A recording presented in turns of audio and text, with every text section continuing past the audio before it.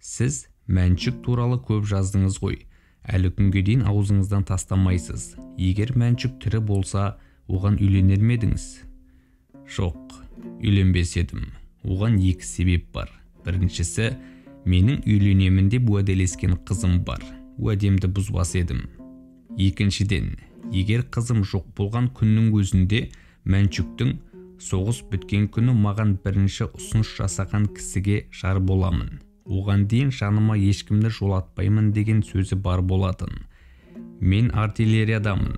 Мәншүк жаяу әскер пулеметінің батальонында.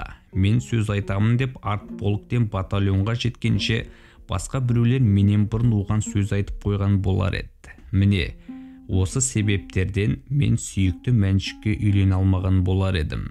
Мен Мәншүкке рухани ғана ғашықпын. Оның отаншылдығы мен ерен ерлігіне ғашықпын. Және мәңгі ғашықпын. Оған барлық ұрпақ мәңгі ғашық болуы керек. Қазақ қызы Мәншүк Мәметова, Орлеан қызы Жанна Дарк. Әзілхан Нұршайықовтың сұхбатынан үзінді. Мәңгілік махаббат жыры кітабынан алынды.